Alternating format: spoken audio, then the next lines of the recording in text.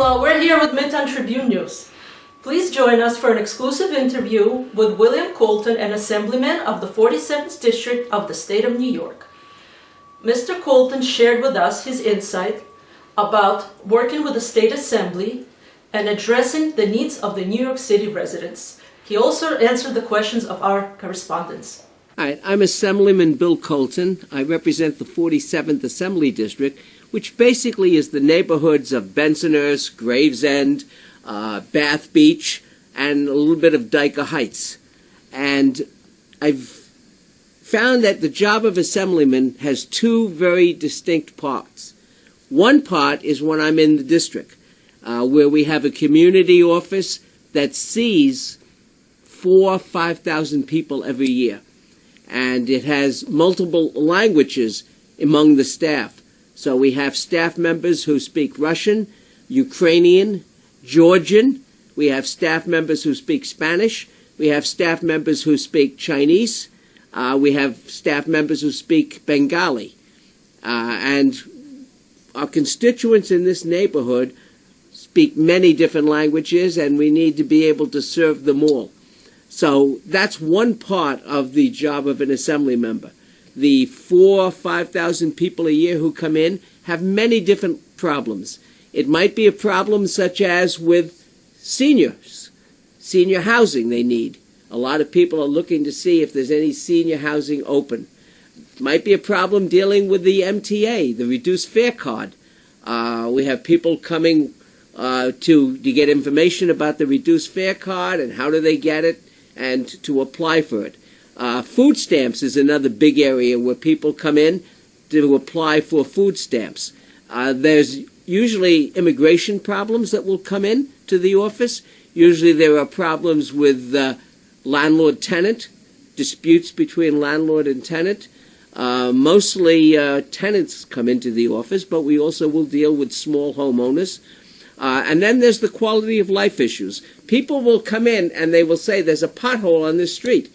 And we have one staff member in particular whose function is to call the city agencies and to report quality of life issues. We've had a lot of success in terms of getting garbage picked up where it's down on a particular street, getting traffic lights or stop signs where people request it.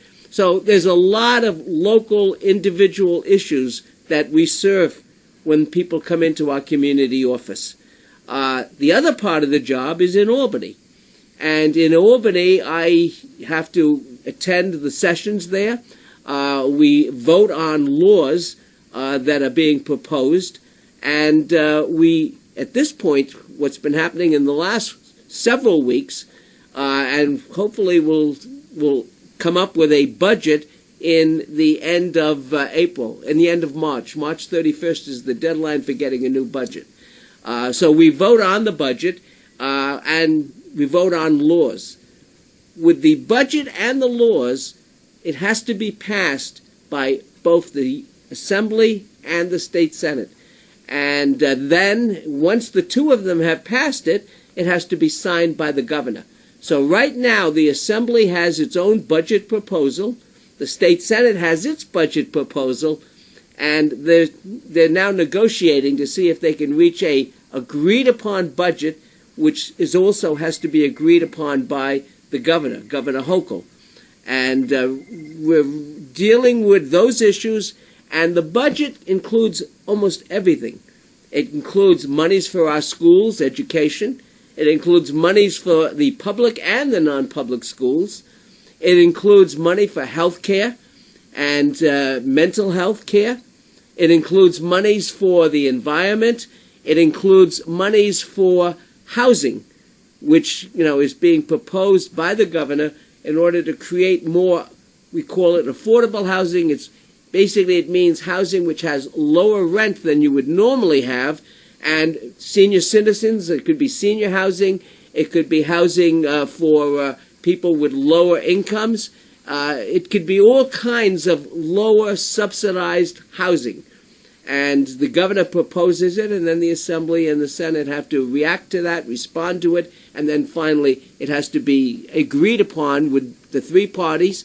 And if that happens, then we have a budget and the state starts implementing the budget and putting out the monies to whoever it is, whatever agency it is, to supervise, to oversee those programs. So right now we're in the budget phase of Albany.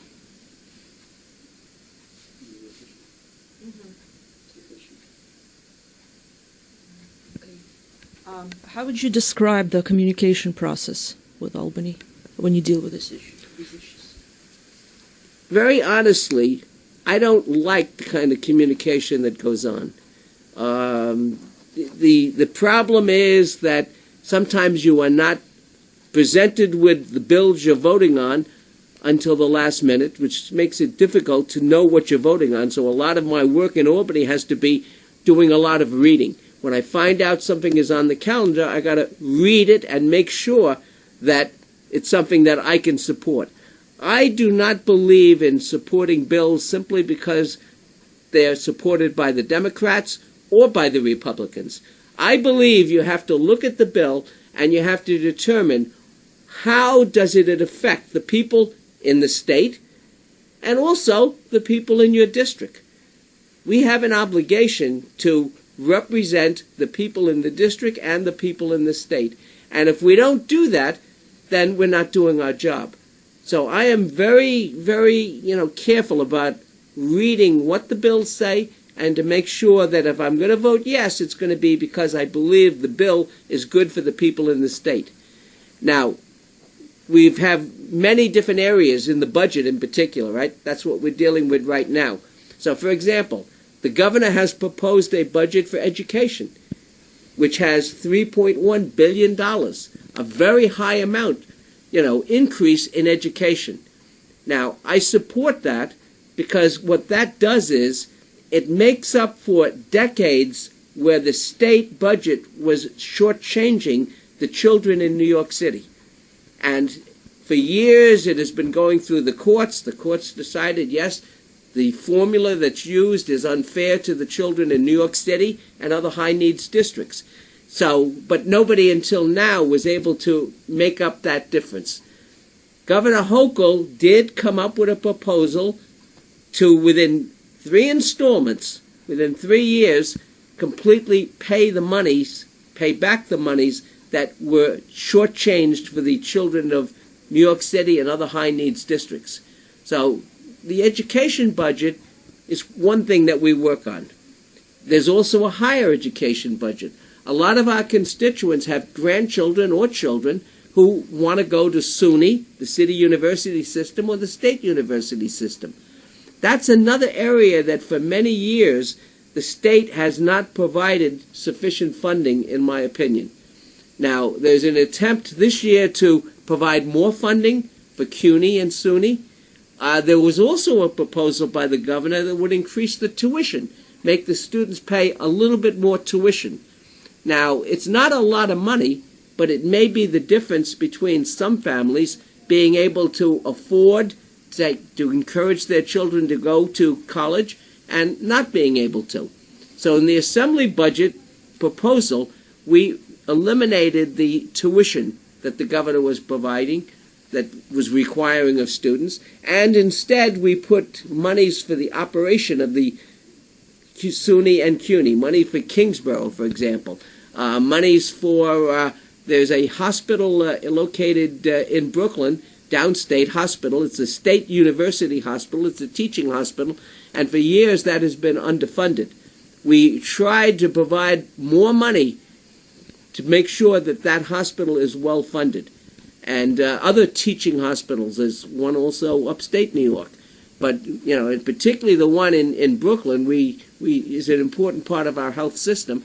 It was a COVID hospital for the last few years, was converted to handle COVID cases, and now that COVID is ending, we need to make sure we get funding so that it will be a hospital that could service all kinds of health problems here, especially in the area of Brooklyn.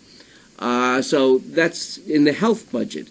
The housing budget, the governor has proposed building 800,000 new housing units in 10 years. Now, she's put monies in the budget, but there's a real dispute as to what is going to be the incentive to to create all that new housing. In the past, we had a tax incentive so that when someone bought one of the newly built houses or condominiums, they would receive a tax break that would last over 10 years, 20 years. Different kinds of programs existed. This year, the governor has not included that in her budget. She has made some alternatives to provide an incentive, and the debate right now is whether or not we should go back to the old system, which provided tax incentives, or whether we should go to the new system, which would provide other kind of subsidies to developers, to builders, in order to be able to encourage them to build 800,000 new units. And she's also asked that a certain percentage of those units have to be affordable to people. One of the serious problems here, and we constantly find this with constituents every day, they cannot afford the rents. And the rents are so high that they're on a fixed income. They get maybe Social Security, maybe they get SSI, and they can't afford to pay the rents that are out there. And so they will very often come to us. There's some subsidized housing, like senior housing. In my district, the Subotnik houses on 78th Street are senior housing. There's another set of senior housing on Cropsey Avenue, Regina Pacis. But in this district, those are the only two senior developers. Well, there's one more. There's Sons of Italy, which is also on Cropsey Avenue. So there's three. But there's so many hundreds of thousands of people, seniors, tens of thousands of seniors, hundreds of thousands of people in the district, families that are having trouble paying the rent. And so we need affordable housing. The housing, however, has got to be affordable in that the subsidy is given to the building or to the tenant. Now, one of the ways that this was done in the past was a federal program called Section 8. Section 8 housing is no longer really available. The list was frozen years ago. They stopped accepting new applications, but supposedly they were going to use the applications that had been filed up until that time, and they were going to find a way eventually to start offering people Section 8 vouchers. That really has not happened in a satisfactory way.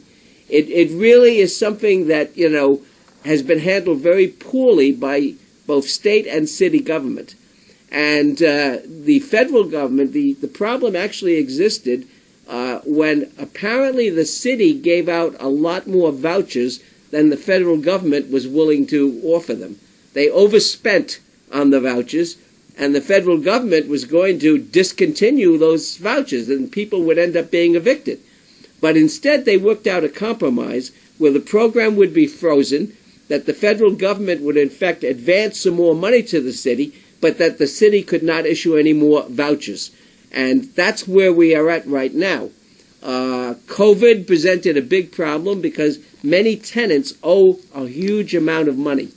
There was a special rental assistance program so that the landlords could get their money, but there were more tenants who still owed money than there was money available. So right now, a lot of tenants owe a lot of money, and you cannot allow that money to go unpaid because the landlords need it in order to be able to maintain the buildings, to maintain repairs in the buildings, to do service to the buildings, and to actually renovate some of the older units that really are getting worn down, and you're getting roofs that are beginning to leak. So one of the challenges is to find ways to make sure that those monies will get paid to the owner, and that money will become available to maintain the existing housing, all at the same time when we're trying to create new housing. So that's a challenge that's being debated and discussed right now, and hopefully by March 31st, next Friday, we will reach an agreement. If we don't reach an agreement, then we have a big problem. Then the state government, in effect, could shut down until an agreement is reached, and that would be something that would be disastrous for everybody. So we don't want to see that happen. And I want to say, Can you tell about what next week we can do in Albany? Do you know something next week? Next week, we're going to be basically having negotiations on the budget. I have been appointed, committees are set up in each area that the budget covers. I have been appointed as a member of the Joint Budget Conference Committee for Higher Education. And the Assembly has a very good proposal on higher education. It's providing a lot more money for CUNY and SUNY.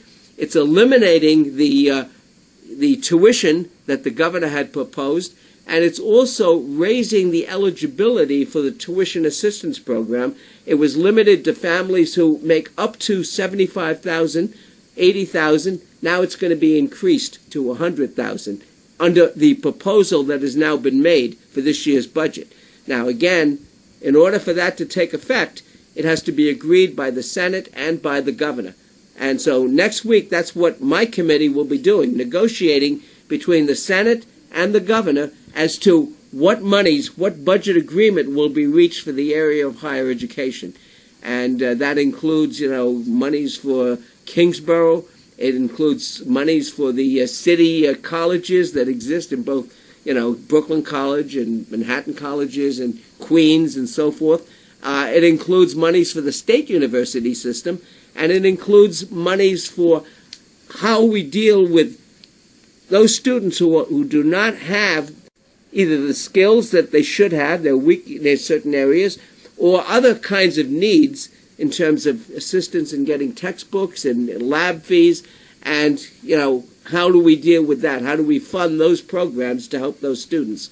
So next week, negotiations are going to continue, and hopefully by Friday, there will be an agreement reached in that area and the other areas of the budget, and then hopefully we will be able to vote on a budget agreement on Friday, and then the governor will also sign it.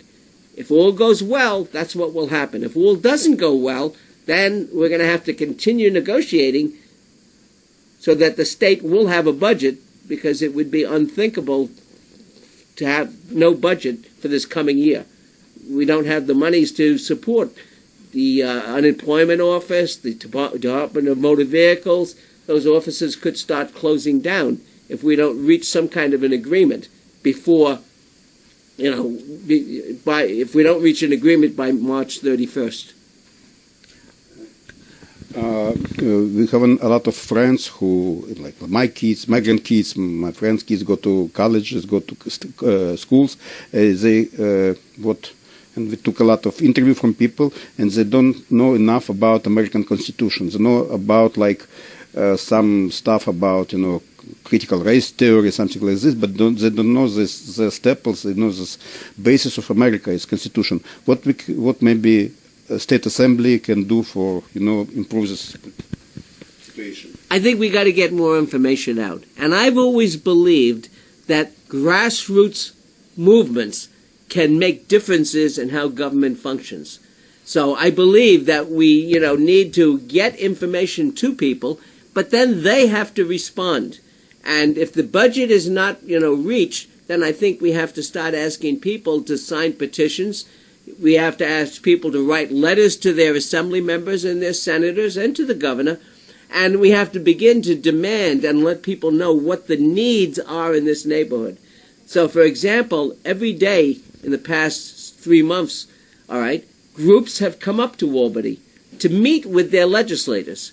And when they meet, they present what are their concerns, what are the problems that they face, and what do they want the legislators to do in order to correct those problems. That's how government works.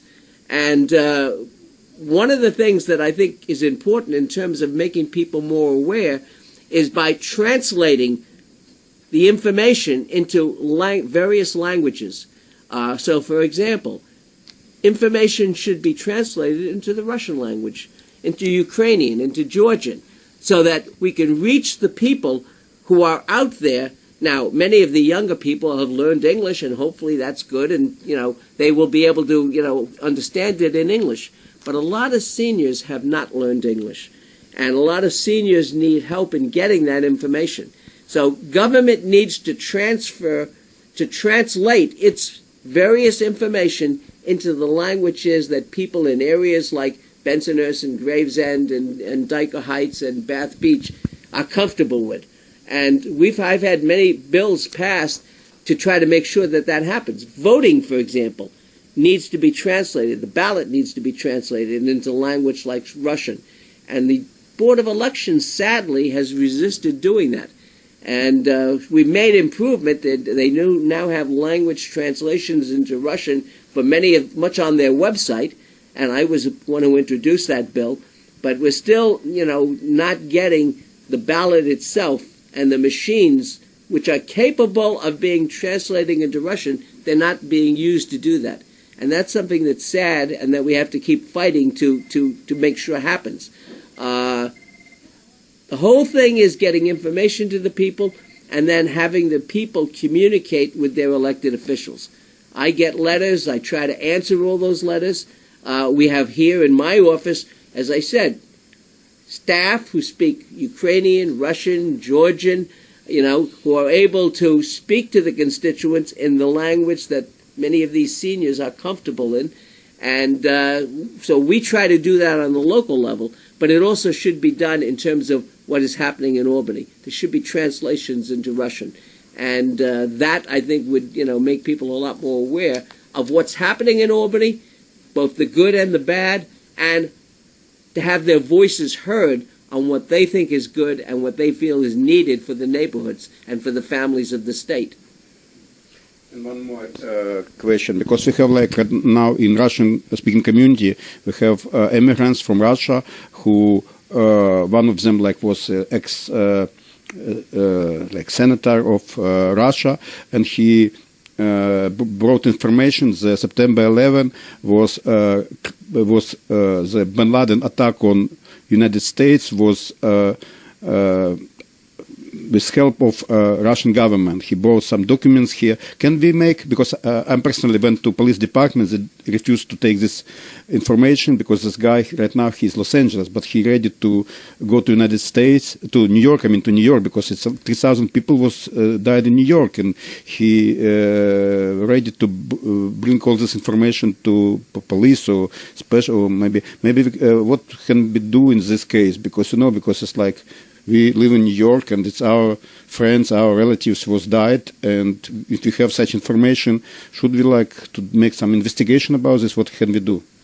I think probably the proper course would be to try to get the federal government, FBI, even CIA, but that's kind of, they're a mystery group that nobody knows how to reach them. He went to Washington. He spoke to Washington. Washington did nothing.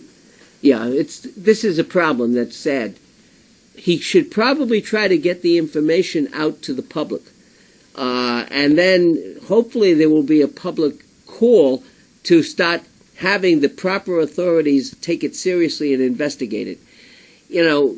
Government only works when people are involved in it. If certain information, you have a feeling that maybe government doesn't want it to get out. They don't want to deal with it for all kinds of reasons. Maybe because there's a question of national security and they're afraid that it'll cause bad relations between two different governments. But, it comes down to something that affects the lives of people needs to be discussed. There needs to be transparency in discussing it. And it needs to, be dealt with to make sure it doesn't happen again. One of the things that is going on right now is the war in Ukraine.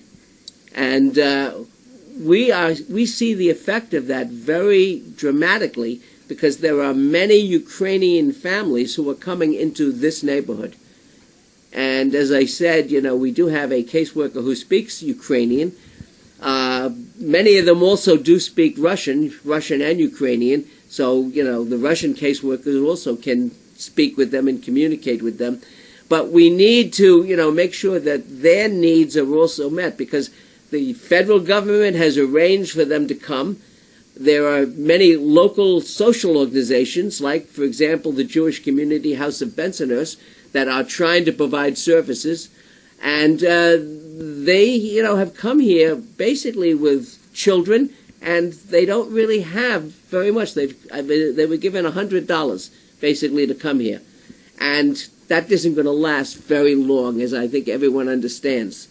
So they're going to need to get information out about, what these families need, and then we have to try to provide resources for them. In this neighborhood, for example, there is a Ukrainian school on Saturdays, which is located in another school that had closed down. They have space, so they rent out classrooms on Saturdays to a new wave Ukrainian group. And they actually, help develop and foster and reinforce the culture of Ukraine. So these children who have been coming from Ukraine, they're used to certain traditions and certain food and certain, holidays. And now they're into a country which doesn't have those, and they feel very lost. So this is one way, a group, a not-for-profit group, has actually said we're going to set up classes on Saturdays, and we're going to devote it to enriching and developing the traditions and the holidays that these children had, grown up and been raised with. And, it's a private group, it's a non-profit, but they're providing a service. And government needs to, assist them in every way possible. Because, if you hide things, if you turn your head and pretend it doesn't exist, you're not serving the people. So in terms of, 9/11, a terrible tragedy, a national tragedy, a tragedy for New York, government does need to listen to information that someone may have. Now, maybe it'll turn out the information is not correct. Fine. But if it is correct, government has an obligation to direct attention to it, to respond to it, and to make sure that we use it so that that kind of a tragedy will not reoccur.